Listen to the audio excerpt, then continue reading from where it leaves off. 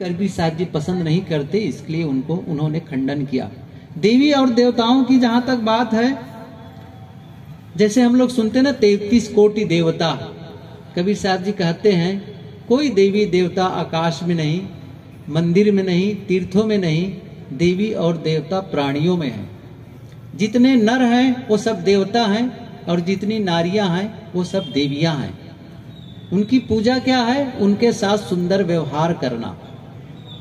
आप मंदिर में जाते हैं, देवी देवता की पूजा कर लेते हैं, या फिर आप गणेश पक्ष में गणेश की पूजा करते हैं बहुत ज्यादा, 10 दिन 11 दिन। दुर्गा पक्ष में अब तो ये बस आने ही वाला है क्या, चैत्र में कुछ दिन के बाद ही, और वो नवरात्र में पूजा होती है, और वो क्वार के महीने में भी दुर्गा की पूजा होती है। लोग करते हैं, सबकी अपनी भावनाएं हैं, लेकिन सच क्या है? जिसके सामने जाकर के तुमेव माता चा पिता तुमेव कहते हो और जगदम्बा कहते हो, जो एक मक्खी पैदा नहीं कर सकती, और ये माताएं जो सबको पैदा करती हैं, उनका अपमान करते हैं, उनका तिरस्कार करते हैं। साहब कहते हैं नहीं, असली जगदम्बा ये है। जो घर में माताएं हैं इनके साथ सुंदर व्यवहार करो, इनका सम्मान करो। असली चीज वो है, घर में माँ है, बहन है, बहू है, बेटी है, ये असली जगदम्बा है। तो इनका तो तिरस्कार करते हैं, और बाहर जो मिट्टी से, रंग रोगन से या कपड़ा पहना करके जिसको बना दिया गया है, और कुछ 4-10 दिन के बाद में फिर से उसको मिट्टी में पानी में मिला देते हैं और उसके सामने हाथ जोड़ते हो। और आजकल तो केवल औपचारिकताएं रह गई हैं। इस प्रकार के कार्यक्रम में तो लोग नशा का भी सेवन करते हैं, और एक प्रकार से वो कई जगह हम लोग तो एकदम से नहीं जाते हैं, लेकिन रास्ता चलते भी जब देखते हैं तो लगता है जैसे कोई हुड़दंगबाजी है। अच्छा, वो लोग मिले, वो लोग भी बताते हैं कि साहब बहुत से लोग तो नशा भी करते हैं इसमें, ऐसा करके क्या मतलब है? इसलिए आप ये सब काम छोड़ करके प्राणियों के साथ सुंदर व्यवहार करना शुरू कर दीजिए। साहब यही कहते हैं कि बाहर कोई देवी देवता नहीं है, और इसीलिए कबीर साहब जी ने कहीं किसी मूर्ति और किसी चित्र की पूजा की बात नहीं कहते हैं। वे कहते हैं प्राणियों के साथ सुंदर व्यवहार करो। संत महंतो सुमिरो सोई, जो काल फास से बाचा होई। वे उपास्य किसको, उनके उपास्य कौन है? उपासना किसकी करते हैं? सदगुरु संत को। इसलिए उन्होंने संतों की पूजा, उपासना, सदगुरु की उपासना उन्होंने बताई है। और घर में जो माता पिता हैं, बड़े बुजुर्ग हैं, उनकी सही सेवा सम्मान हो, ये असली चीज है। लेकिन उन सब चीजों को छोड़ करके बाहर देवी देवताओं में लोग भटकते हैं, और उसके बाद तो बहुत सारे अंधविश्वास और भ्रम में लोग भटकते रहते। कबीर साहब जी की वाणियों को जब पढ़ेंगे तो जितना भ्रम और अंधविश्वास है उससे आप दूर होते चले जाएंगे। ना आपको किसी के सामने हाथ दिखाने की जरूरत है, न ग्रह लगन में भटकने की जरूरत है, और न किसी प्रकार से तीर्थ मूर्तियों में भटकने की जरूरत है। अब आजकल तो जितना ये पहले लोग कहते थे शिक्षा बढ़ेगी, ये अंधविश्वास खत्म होता चला जाएगा, लेकिन सच क्या हुआ? जितनी शिक्षा बढ़ी, जितना विज्ञान का विकास हुआ, अंधविश्वास और घर करता चला गया, भटकाव के साधन और बढ़ते चले गए।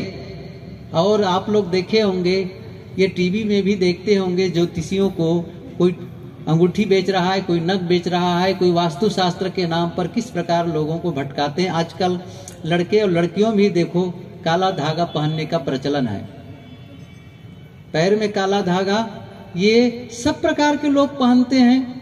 मैं अभी कहाँ एक जगह जा रहा था गाड़ी से, तो बाजू में देखा मोटरसाइकिल लोग चला रहे हैं, तो दाहिने तरफ उनके पैर में काला धागा, लड़कों के, जवान जवान बड़े बड़े लड़कों के। मैंने कहा इधर मैंने तो लड़कियों को देखा था कि काला धागा पहनती हैं, लेकिन यहाँ तो लड़के भी देख रहे हैं 2-4, अच्छा काला धागा सब पहने जा रहे हैं। मैंने पूछा काला धागा पहनने से एक्सीडेंट नहीं होता है क्या?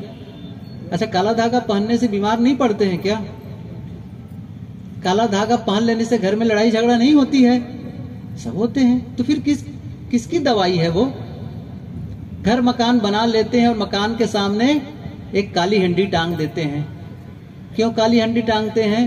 क्योंकि नया मकान है तो कहीं टोना न लग जाए। अच्छा, हंडी टांग दिए तो टोना अब नहीं लगेगा, हमारे एक संत कहा करते थे, हंडी इतनी सुरक्षा देती है तो जब आप मोटरसाइकिल चलाओ तो हेलमेट की जगह हंडी को लगा लो।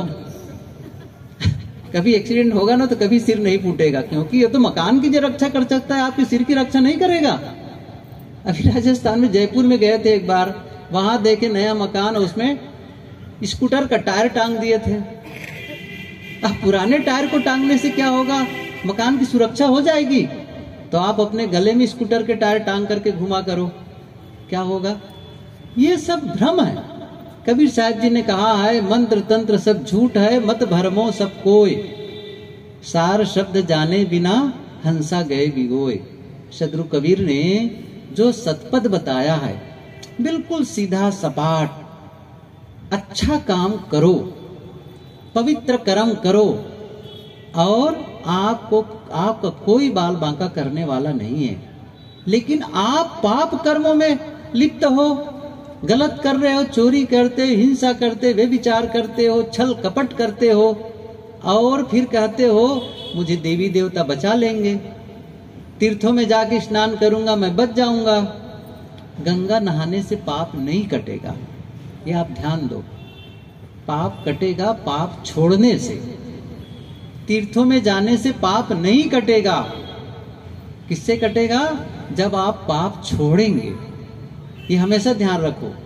आप किसी पूजा पाठ के नाम पर अपने आप को बिगाड़ो मत, गलत कर्म को छोड़ो। साहब इसीलिए कहते हैं, चाहे जितना पूजा पाठ करो, मैंने कहा था ये पंक्ति, आपन कर्म न मेटो जाई, कर्म कलिका मिटाए दऊं कैसे, जो युग कोटि सिराई। और उनकी एक बहुत ही प्रसिद्ध साखी सबको याद होगी, वो तो, कबीर कमाई आपनी निष्फल कभी न जाए, बोया पेड़ बबूल का आम कहां से खाए। बबूल का पौधा लगा करके आप आम का फल नहीं पा सकते, अर्थात कांटा बोकर, पाप कर्म करके, दुष्कर्म करके आप कभी भी अपने जीवन में सुख शांति का अनुभव नहीं कर सकते। कौन है जो आपके पाप को काट देगा? आप गलत करते चले जाएंगे, कोई नहीं काटेगा। शायद मैं पिछली बार भी उदाहरण दिया था, याद दिलाऊं फिर से। एक घर था, आजकल लोग बाहर जाना भी कठिन है और समय नहीं है लोगों को, बाहर मंदिर भी जाएं चल करके, तो घर में ही मंदिर बना लेते हैं। आजकल मिलता भी है मंदिर, अभी कहीं से आ रहा था उधर से लिखा था मंदिर ही मंदिर, और फर्नीचर ही फर्नीचर, मतलब वहां मंदिर बिकते हैं, बना करके उसमें मूर्ति रख दो, घर में रख लो। ऐसे ही वो बना करके छोटा